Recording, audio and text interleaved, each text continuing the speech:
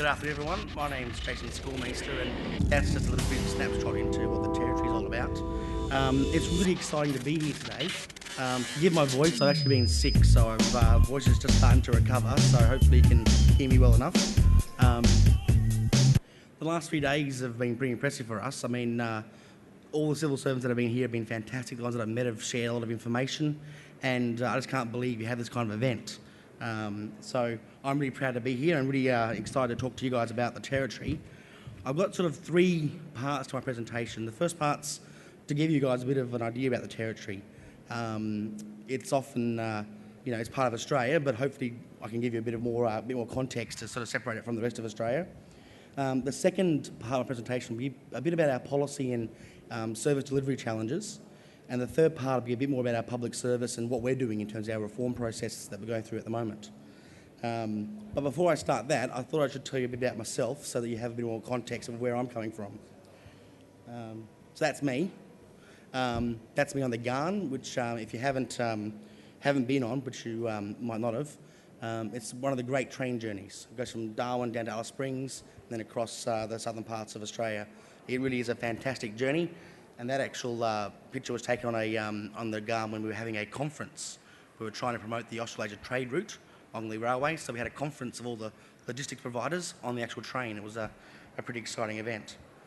On the 28th of June, I actually celebrated my 10th anniversary in the public service in the territory, which I sort of thought about a little bit as I was coming over here. And the public service in the territory is 30 years old, so I've been there for a third of its life, which I hadn't really realised. I thought I was going to be there for about a year, and 10 years later I've got long service leave, so that's great.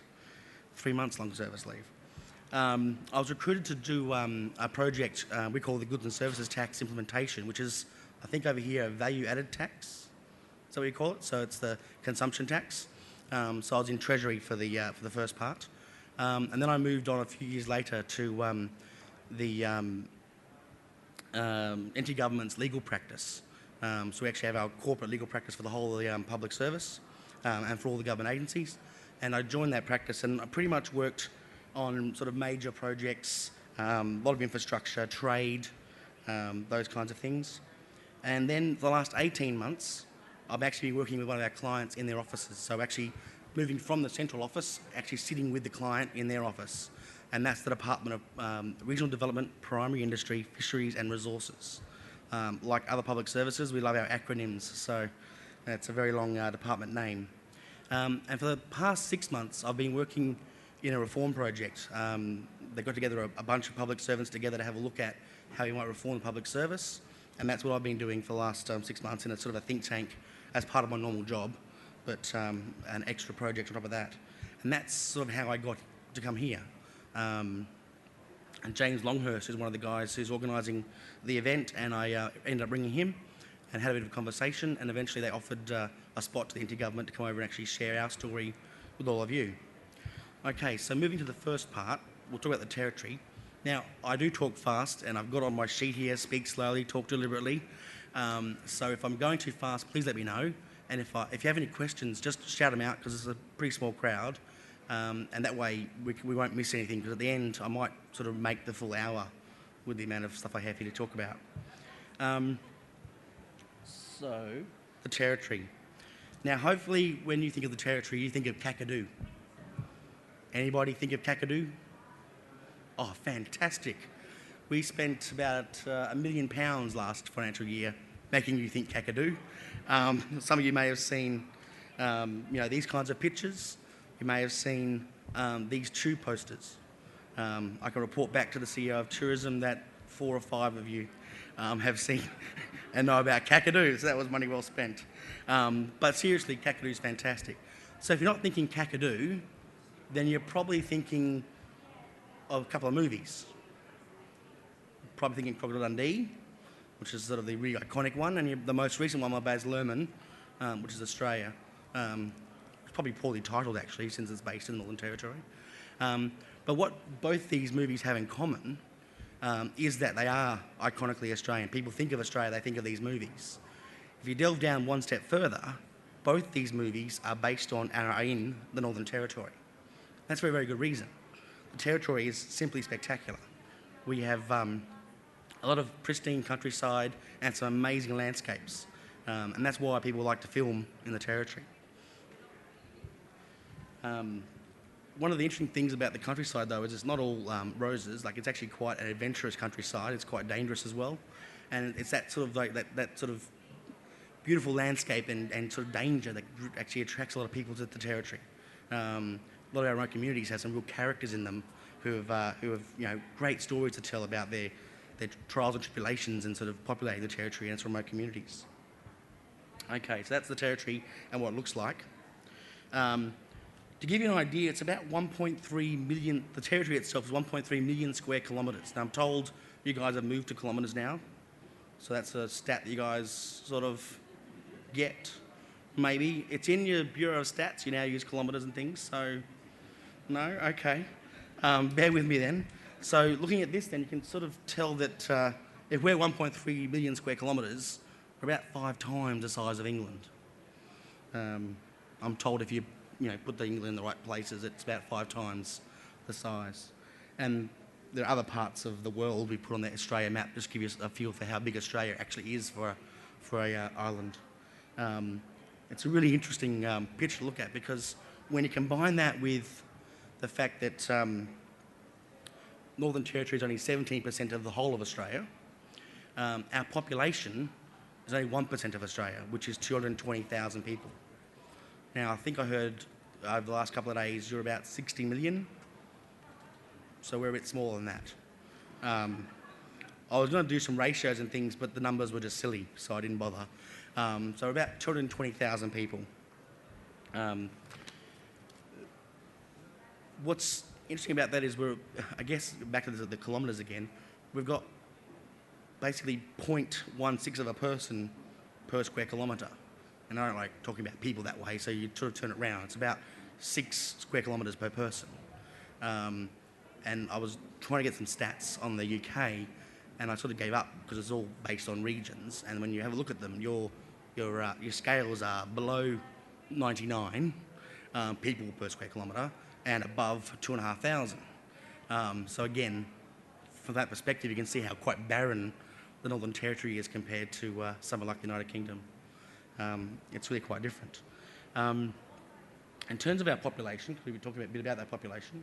So that's the stats I was just reading out to you about the Territory, and you can see that we're at the top, which is why we're also called the top end in terms of some of our colloquial language. But in terms of our population, that's an age distribution of population. Left-hand side is our Indigenous population. The right-hand side is our non-Indigenous population.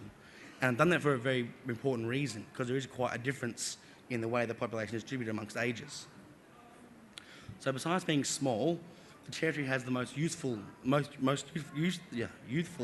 population of any jurisdiction in Australia. 71% of the population is in the actual average age, or the typical age group for working, so between 15 and 65.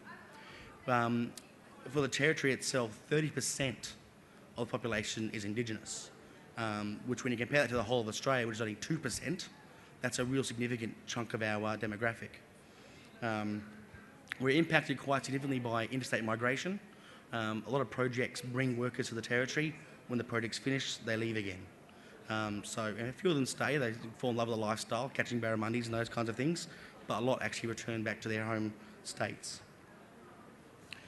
If you have a look at the Indigenous side of the graph, you'll see that it actually closely resembles a developing country's distribution.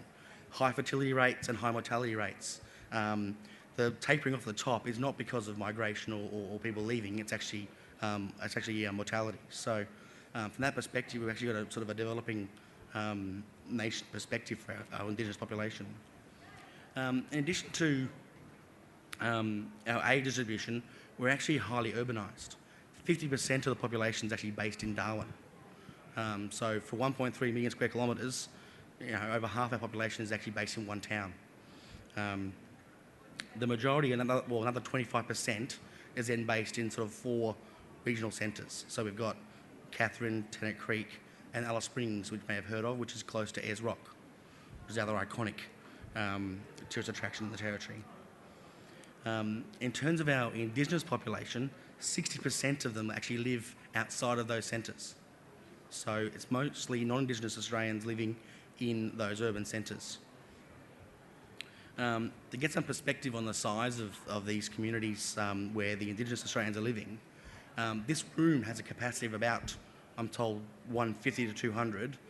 We've only got about, I guess, just under 50% of that. Our Bureau of Stats won't collect information on communities that have less than 85 people in them. So when I was looking at the statistics, we have 750 communities in the Territory, and only 145 of them are actually reported on in the ABS or in our Bureau of Stats reporting. So we've got about 80% of our communities that actually are actually below 85 people.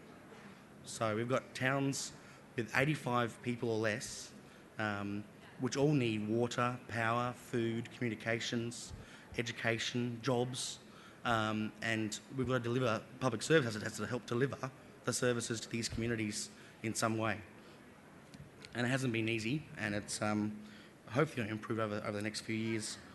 If we turn back to the map, that gives you an idea for the distribution of the major centres. So we've got Darwin at the top, and then one at a time, we've got Katherine, Tennant Creek, Alice Springs. On the far right, there's a place called Gove, which is the home of the Rio Tinto bauxite mining operation for alumina and stuff. So that's basically a mining town.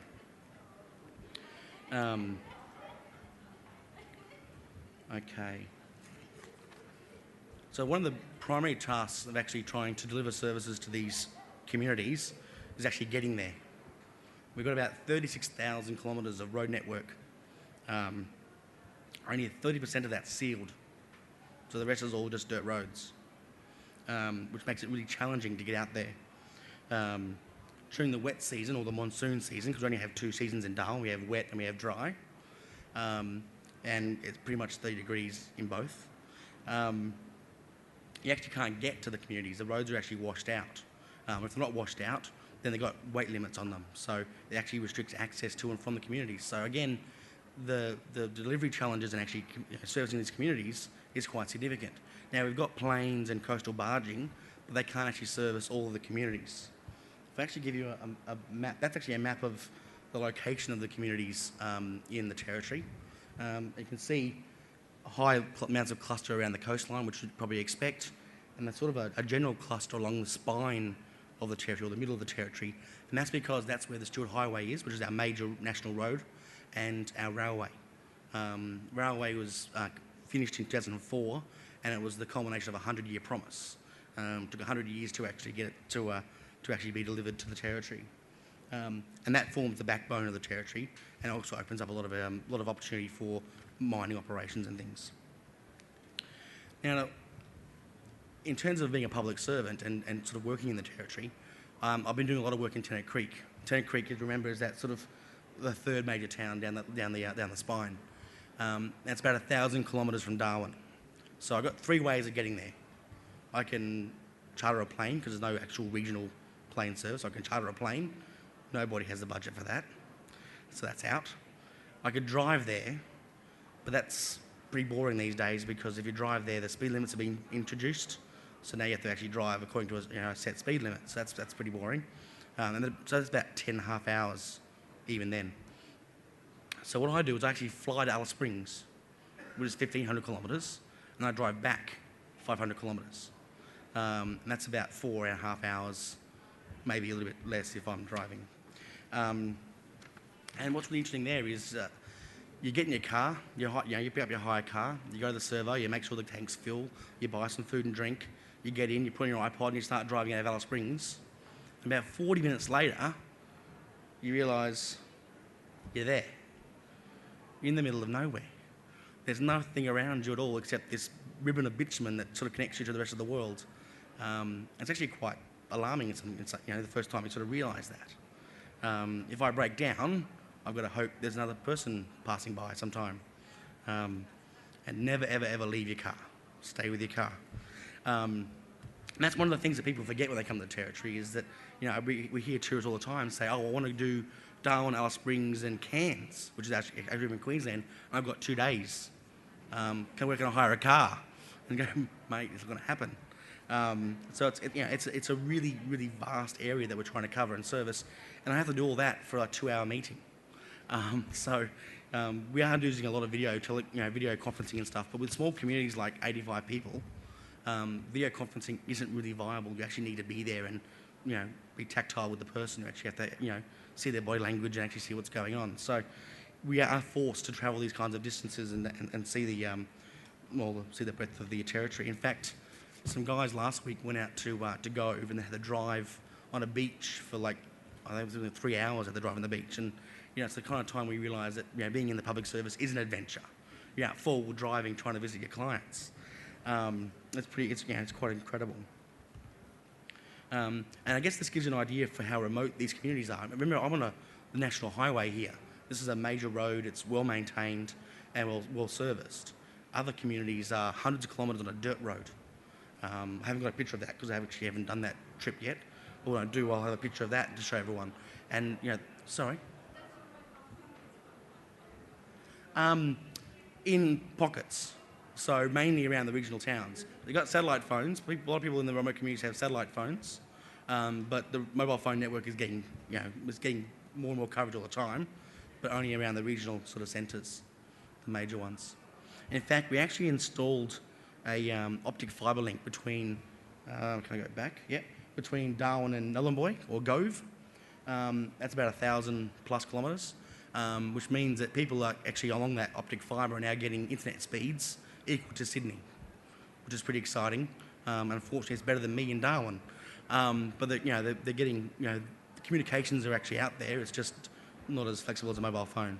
But once you're in Gove, no problems at all. Oh, sorry.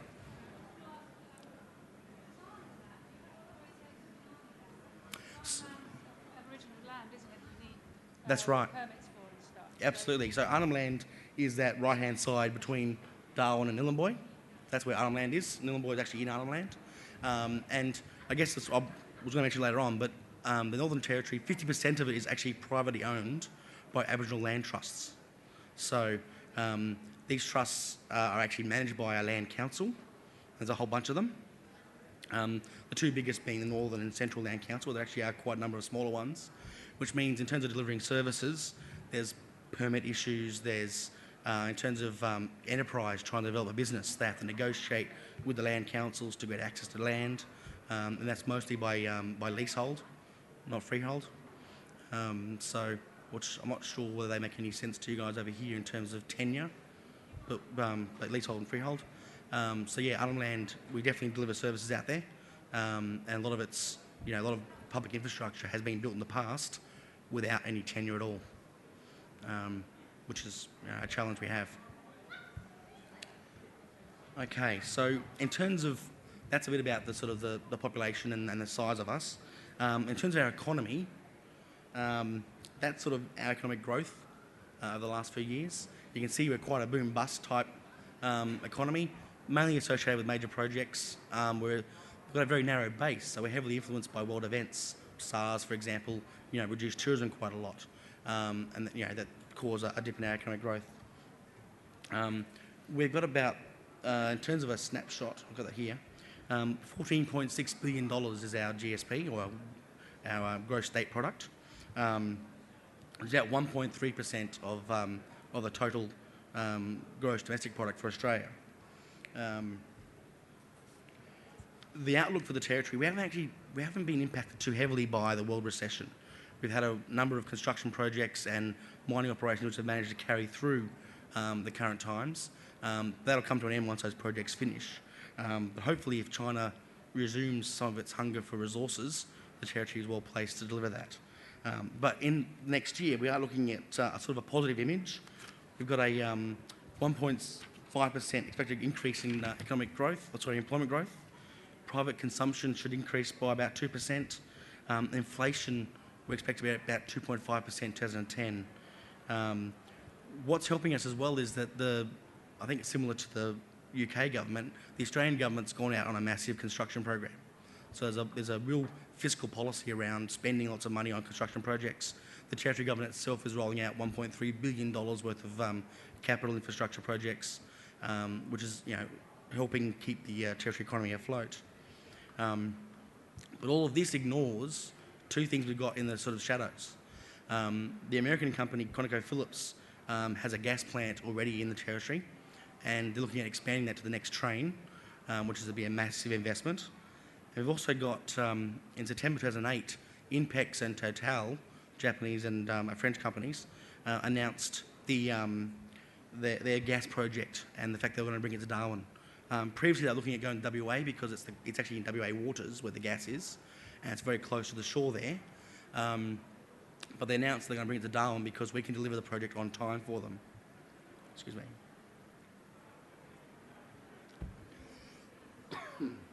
Excuse me. Now, that project is about $20 billion US dollars, which will be one of the largest projects ever in Australia. I think the largest. And 12 billion of that is going towards construction in Darwin itself. Now, we expect that to be announced in terms of a final investment decision at the end of this year. And if that happens, that's going to be a massive influx into Darwin. It'll create a whole bunch of problems for us, good problems, like where will workers come from, where will we house them.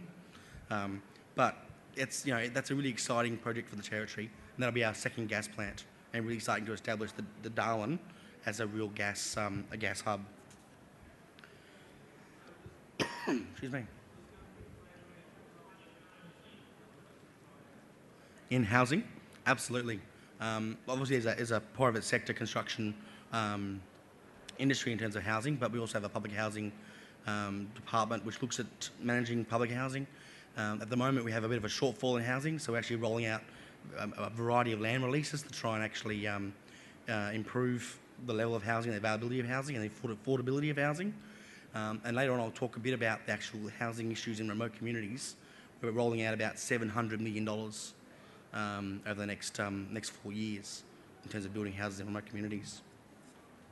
So mining, I mentioned before, is one of the sort of one of the key industries for the Territory.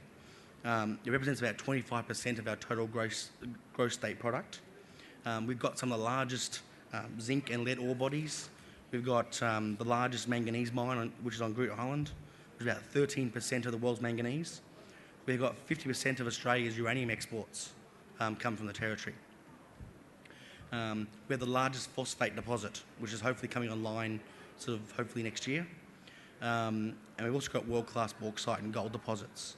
And these mining companies really provide a lot of infrastructure and support to the Territory economy, not only in terms of workers and everything else, but in terms of sponsorships and those kind of things. They actually do put a lot of effort back into the community. In fact, we, with the recent expansion of the MacArthur River mine, the Xstrata, their mine in MacArthur River, they actually invested $32 million in a community benefits package, which is being rolled out over the next 20 years, which will significantly help that small Aboriginal community in Borroloola.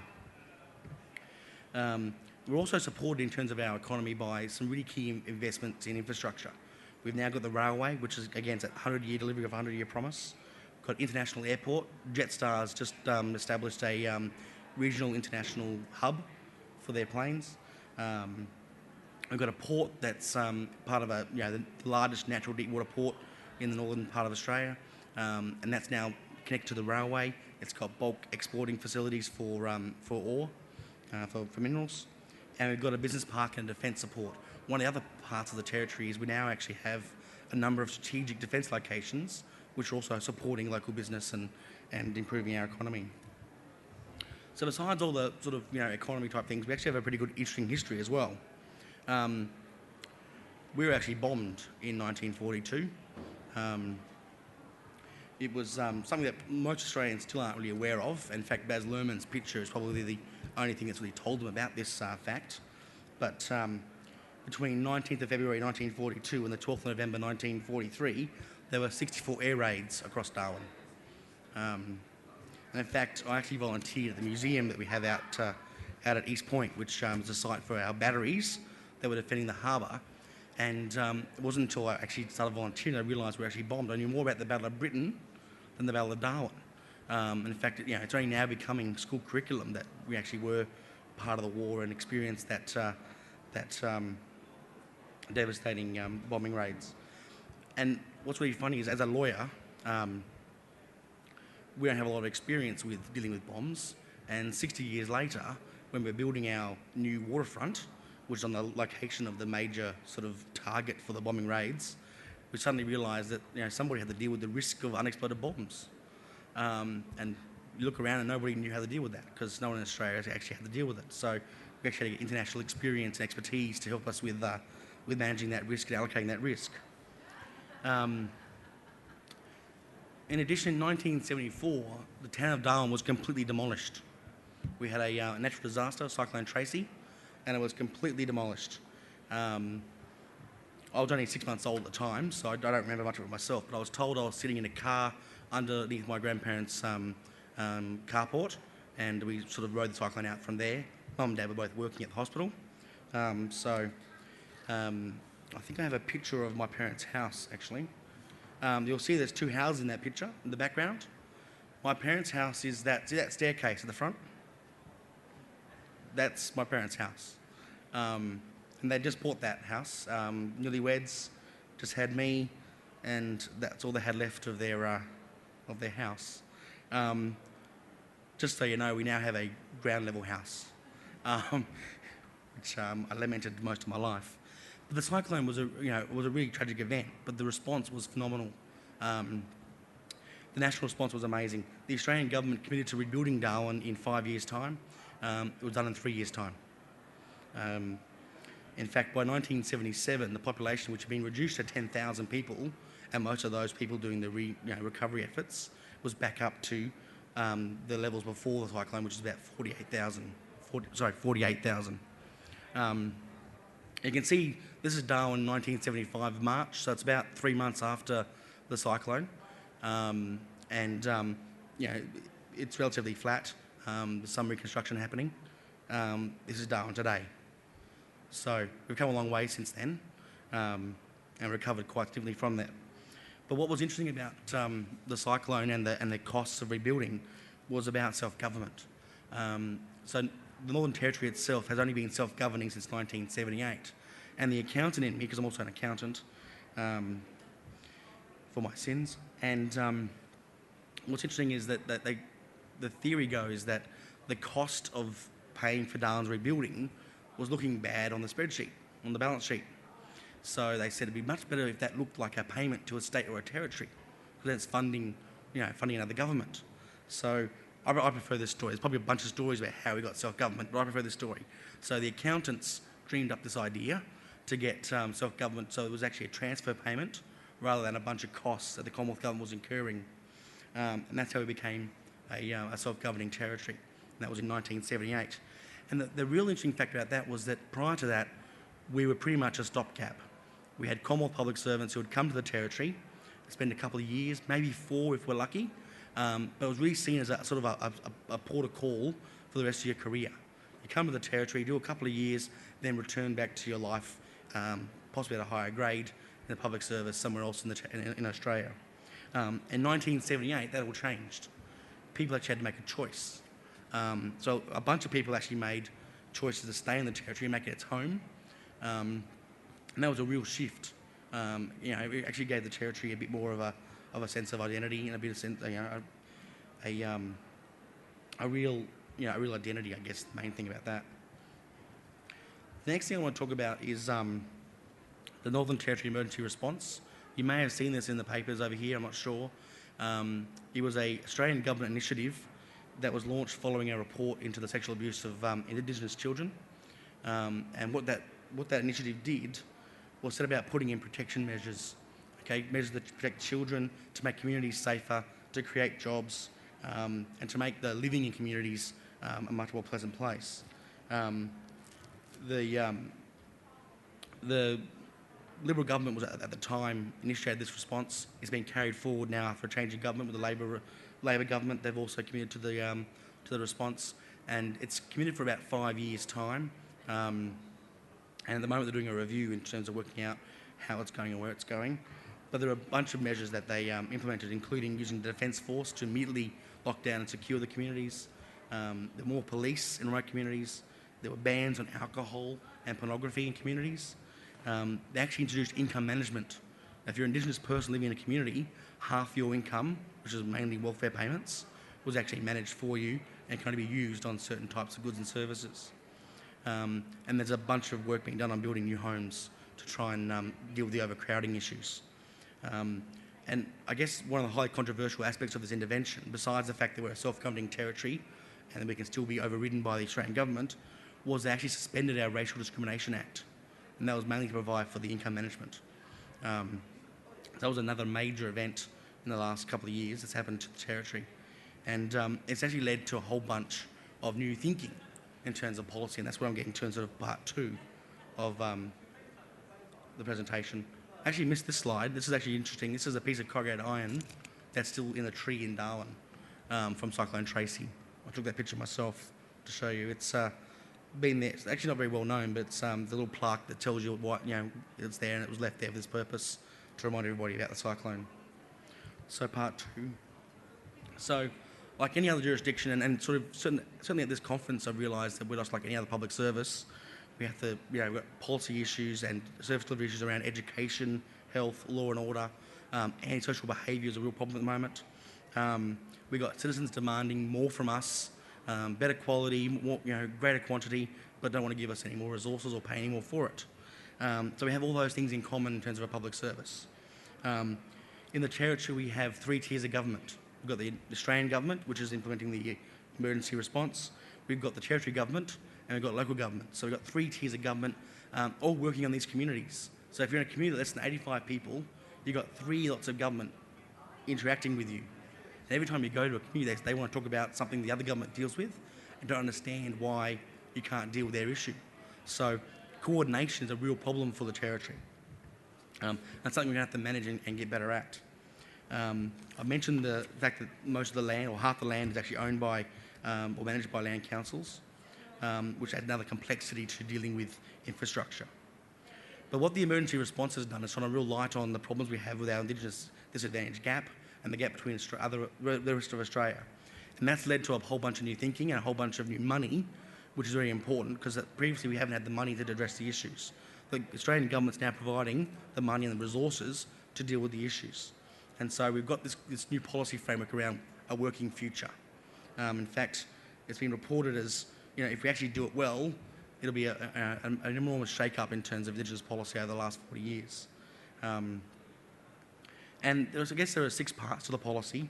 We've got growth towns. All these terms won't make any sense, so I'm only going to focus on 2 aspects of the policy. The first is really about the growth towns. We've got 20 of our largest Indigenous communities. We're actually going to make them into normalised towns. We're actually going to build and put in place all the infrastructure that you'd normally see in any other town in Australia. That's a significant step. They haven't got that now, and they'll have that at the end of this project. The Australian government said 15. We actually provided funding for additional 5 ourselves, so we're going to do 20 towns. And that's, it's still quite small given the number of communities that we have, but these are the biggest. While we're doing this, we're not going to detract from the services we already deliver to those towns. So if we're already providing services to a remote community, we're going to keep doing that. But we're going to focus our attention and additional resources on these 20 growth towns. I mentioned before about housing and remote housing. This is an area where there's a lot of work being done because it's very, very important for the protection of children and also just general well-being. I have a slide here of the sort of current housing that you might find in some communities. The house in the top left is home to 28 people. It's a very tiny home, and that kind of overcrowding creates a lot of social problems, whether it be health, inability to even study, as well as the potential for abuse.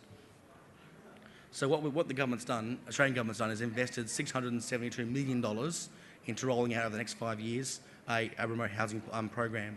Now, the housing program has 2 aims. One is to build houses. The other is to create jobs. If you're going to change these people's lives, they actually need employment. At the moment, most communities are based on welfare. So there's 2 aims of the housing program. create jobs and build houses. What we're doing differently here, and this is focused on 73 communities to build these houses.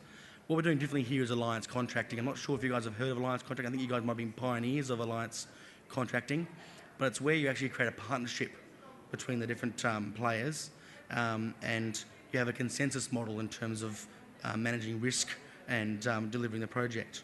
There are a whole bunch of other elements, but the main element is that consensus model. You can't move forward unless you all agree.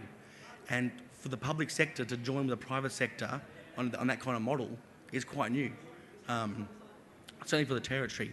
And it's going to create a whole bunch of challenges, not the least of which is that you have a lot of converts in the public sector who are on the front line of that project. They are passionate, they can see the benefits that are already starting to happen. They're engaging with each of the communities directly and getting input on design for houses. But when they come back to the rest of the public service, we're not there. We haven't seen the actual benefits that they can see. We aren't involved in alliance contracting directly. So they have a real problem at the moment with connecting with the rest of the public service. So there's a real education need amongst the alliance contracting public servants and the rest of the public service to sort of show them how this model is working. It's actually quite amazing to see the cynicism on one side of government and the passion on the other side of government. It's really quite a opposite type situation. It's really quite amazing. And that's because people think houses, just build them. Design and construct, build a house. How hard can it be? But you're in the middle of, if you go back to that slide, you're in the middle of nowhere building a house. You've got problems with logistics. You've got the design of the house has to actually meet the conditions. And what's happened in the past is we've built houses that haven't actually met the conditions, no one's been consulted. So this whole new process is actually creating a whole new way of engaging with the community. It's really quite exciting. I'm one of the converts, even though I'm not quite on the front line. The other aspect I want to talk about is economic development. So part of the Working Future policy is actually about trying to create economies in these towns. When you look at the territory, I'll give you some sort of high-level stats. We can actually break the territory into 3 sub-economies. You've got Darwin, which is the sort of main urban administrative sort of hub. It's the hub for international trade. It has all those connections. Then you've got your regional towns, those major ones I talked about in terms of Catherine, Tennant Creek, Alice Springs, which, or even Gove as well, which are more hubs for service delivery. They service an industry. So it might be a pastoral industry, it might be mining, but they're really a hub for that service delivery. Then you've got remote communities, and they're normally welfare-based. There's really not much of an economy there at all. It's essentially around service delivery. Did I have a question at the back? No? So you've got these three sort of sub-economies in the territory. And what the regional development part of my department that I'm working for is doing is focusing on the second two, so on the regional towns and the remote communities. And they're doing some amazing work. There's types of businesses and things that you'll see in those communities. The work here, though, is at the really micro level. Like, it's not like you might find in Treasury in the United Kingdom, where you're looking at interest rates and trying to judge the macro level impacts of interest rates. This is actually right down to how many people will it take to have a bakery? What's the population required to have a hairdresser? That kind of really fundamental, basic level. They don't have those kind of services. And one of the, I guess, being government, we're doing all those usual things. We're providing grant programs to, for people who want to start up a business, those kinds of things. We're providing funding for consultancies to help you form a business plan. So all the things government would normally do. We're also doing a lot of research in terms of gathering some information. There's a lot of misconceptions out there in the public about how their communities and their economies actually work.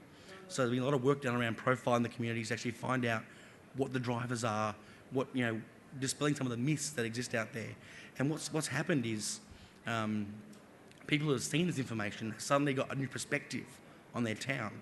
Suddenly they're gone from seeing no hope, no opportunities, to seeing a bunch of new ideas, a massive amount of opportunity, and now they're really clamouring for assistance to actually take up those opportunities. It's really quite exciting to watch.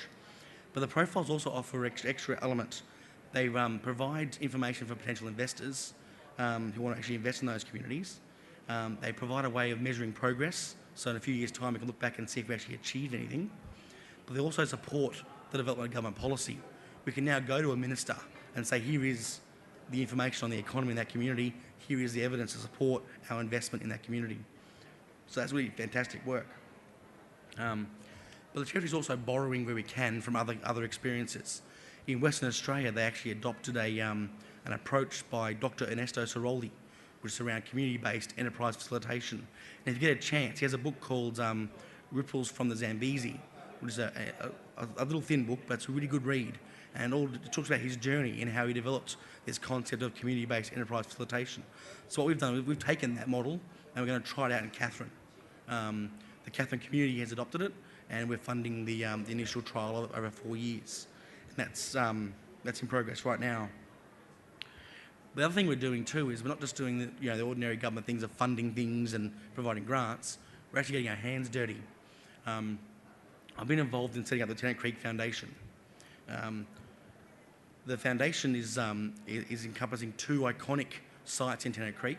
The Nikininu Art and Culture Centre, which is a world-class centre, actually hosts at the moment collections from Victorian museums. So it's actually got a world-class facility in terms of its ability to host art. And also the Battery Hill Mining Centre, which I've got in reverse here. And the Battery Hill Mining Centre is actually dedicated to mining history, and it has some amazing tours, and it has a working stamp, which is the old way of pounding the gold out of the rocks. But what happened was the two organisations who actually own these businesses, they couldn't afford to run them. Okay, every year they're getting grant funding from the Territory, and every year they were coming back for more money because they couldn't get them to work. And it's not surprising. We're looking at organisations which are non-profit. They're not set up or geared to run a business. But they were making do. So what we said this time was, look, let's stop that. They actually approached from them. Let's set up a foundation to run both businesses. So we've got an Indigenous art centre and a non-Indigenous mining centre coming together to adopt a new approach to running that business. And it's really quite exciting. They actually have a board now which has been established as an interim board, because we're actually recruiting a professional board. But the Territory Government is not only funding the shortfall funding in terms of its operations for the next few years, but we're also on the board. We're actually there with the people trying to make it work. And that's why I keep going to Tennant Creek quite regularly. That's a really exciting project. And we're hoping in the next few months to announce that actually it will be the centre of all of Territory's mining history in Tennant Creek. All right, so that's a bit about sort of the policy and service delivery challenges that the Territory is facing. That's the board, by the way. That's the interim board, and we're in the middle of recruiting some expertise, and hopefully it's people like Peter Jones might be interested enough, not necessarily Peter, but an Australian version of Peter, to actually come onto those kind of boards and actually help out in terms of providing business guidance to the CEO. To the public service, I mentioned that we were established in 1978, 1st of July. We're currently 17,000 people. I think your public service is about over 500,000, was it, I heard the other day? So a bit smaller than that. The Territory Government's in the middle of creating a vision for 2030, and the pressure is on the public service to actually be ready for and help deliver on that vision. And part of that vision is going to include all the things that I keep hearing about over the last couple of days, which is full participation of citizens in the delivery of government services. We want to give them greater choice. We want to give them a chance to actually tell us what they want. We want them to create the vision that we actually deliver for them. So all those things are the kinds of things that our public service has to do in a very similar way to what your public service is doing. But given that we're only 30 years old, we're still quite young. And a lot of things we have to learn. And one of the biggest things I've sort of realised over the last couple of days is the advantage we have is actually learning from other public services. There's a lot of talk around departments in a public service talking to one another. I think there's a lot to be gained from public services talking to one another. And that's something I'd like to explore with the UK Public Service going forward. As a public service with 17,000 people, we've got the same problems that our other public services are facing in terms of our actual recruitment. We have an ageing workforce, skill shortages, increasing expectations from the community and government, and we've got issues with diversity. We compete really competitively with the private sector in the Territory now for labour. It's a real problem for us. All the baby boomers that commenced their public service life on the 1st of July 1978 are now about to retire. We're already seeing their exodus, and it's starting to really affect the public service in terms of having that skills and having that experience in our ranks. And one of the real challenges for us is actually how do we capture that knowledge before they leave in an appropriate way. I mean, look, you can't write the manual on roads and hope that the next person that comes along reads that manual and knows about roads. But how do we capture that person's experience and knowledge in a meaningful way that can be taken forward? I don't have the answer for that yet. We're willing to learn from anybody else about that. So one of the real struggles we have in the public service in the Territory is that we are actually 10% of the population almost. 60% of our budget goes on paying for public servants.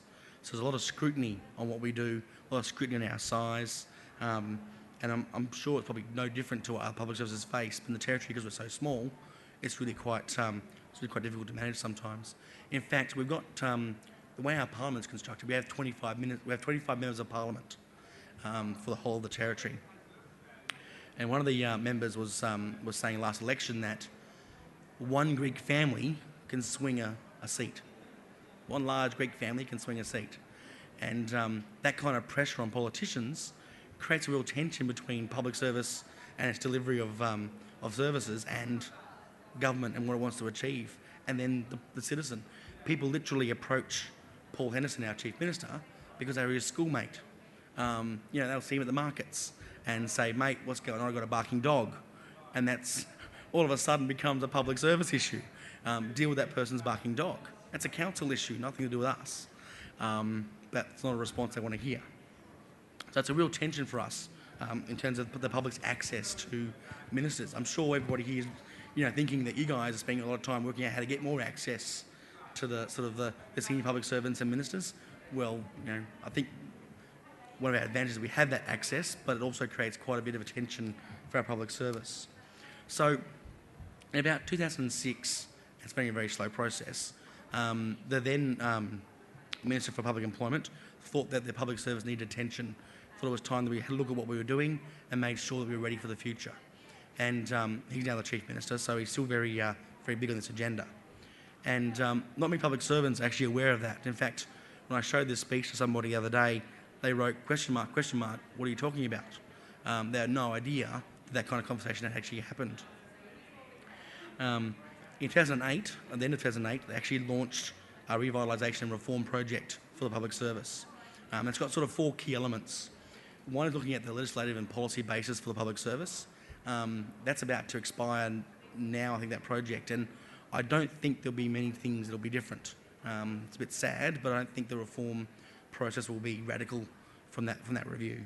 I think people are pretty comfortable with the way the public service is structured, which is a bit sad. The other issue we have is the attraction and retention of public servants. And I was really fascinated by the Lions Lair, who mentioned there was a project in there about, so I think they called it reaching out, but Peter Jones called it breaking in, about actually how to target the sort of the younger 16 plus students and really encourage them to think of public service as a place where you actually could make a career. We're looking at developing the public service. One of the things we've realised is we have to actually develop our own. We're competing on a world stage for talent. We're competing with all these construction projects. We basically have to grow our own people from the Territory if we're going to actually succeed in terms of hiring people. And the last is public service values and the way that the government is valued by the community. That's another area that I'll talk about in a second. So I'll talk about development, I'll talk about the values. So I was really surprised to read you guys have a National School of Government. It was fantastic. Then I was told that we have the Australian New Zealand School of Government. I thought, well, that's interesting. Never heard of them. As it turns out, the Territory joined them last year. And I think we paid about $1 million to join the sort of conglomerate of universities and governments that are forming part of this School of Government. And that's a real commitment from the Territory in terms of developing its staff. Previously, we'd had all these programs which were just run-of-the-mill, it's in a box, you do the program, and that's what you did. With the Australian New Zealand School of Government, they're actually tailoring programs to individual executives. So when you're tapped on the shoulder and given a chance to be involved in this program, they actually tailor the program to meet you, which I think's really, really encouraging. We've had a bunch of CEOs and ministers and senior public servants go through various programs. So that's a really exciting part for us, is this development of our public service through some structured and world-class training. And in fact, I'm hoping that we might be able to convince them to do something like that, like this event, and join with us like the National School of Government has. We also created, and it's not my term, but the think tank, which is how I got here. And what they're doing is, essentially the idea is to throw potential future leaders a bunch of problems that we're facing and get their perspectives and get their take on the idea or also potential solutions for problems. And it's really encouraging and good that they're trying it. I'm not sure we've got it's our very first time, and I'm not sure the process is working just right, but I think we've done enough work in this first round of think tank stuff to encourage another round. And that's the best we can best we can do, is to make sure government commits to doing these kinds of projects on an ongoing basis. It doesn't stop with one project. There are a couple of things we've done in that think tank. One was we sort of helped 2 areas of government do a business process mapping exercise. It sounds very boring, but it's an amazing project. And I heard some of the stories that the Solution Centre has been involved in terms of providing solutions to processes that government's departments are going through. We had a government department that was responsible for managing and delivering remote government employee housing. And again, you look at the pictures and you look at the remote communities, the housing is pretty important to public servants in those areas.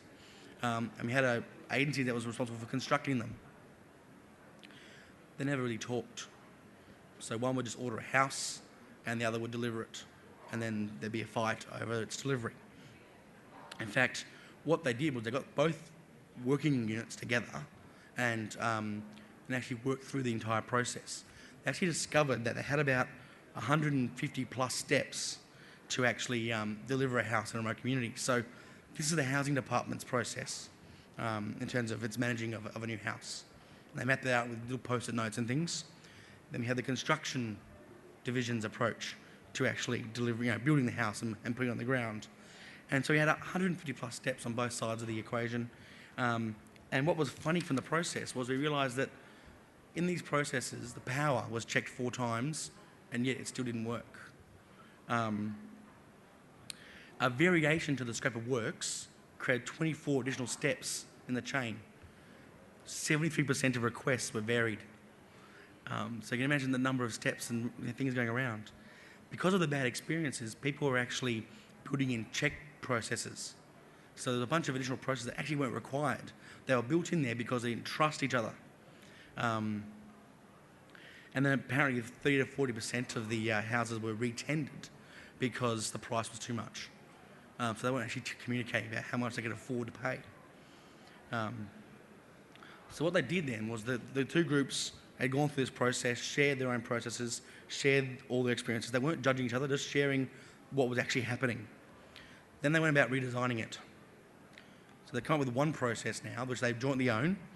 It has 58 steps. All the steps that were value adding in the previous processes still exist in this process, so it retains all the value adding steps.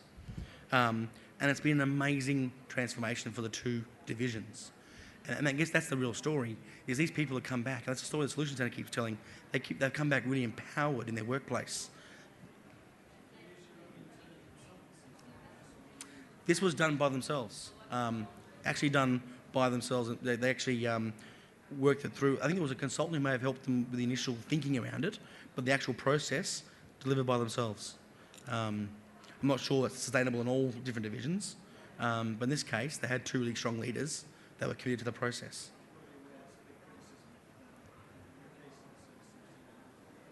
Consultants. Yeah.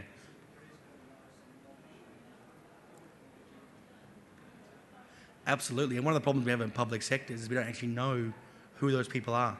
So you've got people who are experienced in facilitation, problem solving, in doing sort of consultant type reports, but nobody knows who they are. So how do you tap into them?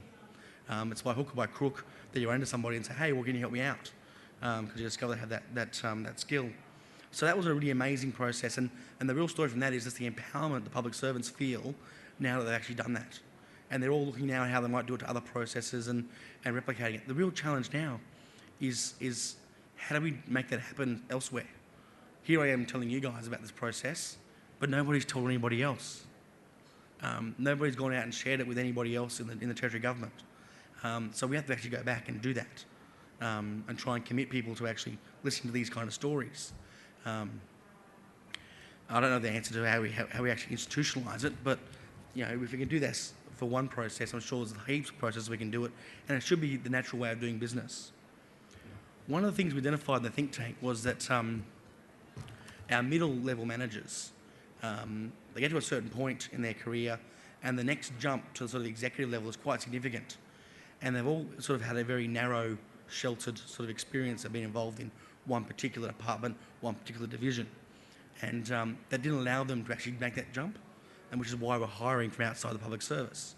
So the idea we've come up with, and we haven't done it yet, we're actually about to launch a pilot at the end of this month to give it a go, is problem-solving teams. Now, I think we actually changed the name to collaborative idea teams, but I hate that name, so we'll stick with problem-solving teams. Very similar to like the solution centre type concepts and the process we've just gone through here with the housing and construction department, but trying to get some public servants to leave their current comfort zone and move into another agency's space, look at the problem they've got, and actually try and solve it for them. Provide them a whole bunch of solutions which they can then go and implement. And the purpose behind this is to actually give these public servants a broader perspective of government and the different activities it's undertaking. Try and develop some strategic thinking behind the way they do business. Try and make them a bit more passionate. Try and engage them. And we're really hoping this pilot gets leapt on by agencies. It can be something that can be replicated at any level. I noticed the experience here has been a lot of work on the front line. The front line have the solutions, have all the answers, and sort of the executives who have all the new ideas and the drive and the passion. And there's this middle, I think, does Gus call it the permafrost? But I haven't heard anything so far that's looking at the permafrost. The answer is always to get the frontline people to come together and do the and provide the answers and solve the problem. When they go back to their workplace, how do they connect with their manager? The manager hasn't been part of the process, hasn't been in that little think tank, that little group developing the passion and the engagement. So I think we need to involve that layer in these processes more in a more structured way, so it actually comes through. So I'm hoping the next time I come here, if I do, then I can tell you how well that went. So the last part of this third section was about our public service values. Now ours are skill, impartiality, professionalism and integrity. Now I think any public service has some sort of variation or a theme along those lines. And they are the core value of the public service. And I think with the Territory Government hiring a lot of people into the public service, we've lost some of those that sort of reference to the core values. In many ways, people aren't being taught the public service ethos anymore, and that's something we have to try and address somehow. And in terms of we've got a community that's expecting more from us, a government demanding more from us. The real defence we have is our public ethos, our public service ethos, and the fact that we're there to make a difference. And this experience has been apparently replicated in other Australian jurisdictions. And what I've been really fascinated by is Sir Gus O'Donnell's interpretation of the 4 Ps: pride, passion, professionalism and pace, and how that provides a real modern framework for expected behaviour. So you've still got your core values, you still stay true to your core values, but you've got a modern reference to what's expected of you. And I think that's really encouraging. And if we could steal it holus bolus, that'd be fantastic. But I think people would want to make their own up. So I'm hoping that by sharing this story back with our public service, we can get some sort of modern interpretation of those public service values, similar to what you have here, because they're quite catchy. And if you look around major organisations around the world, they all have some sort of similar ethos.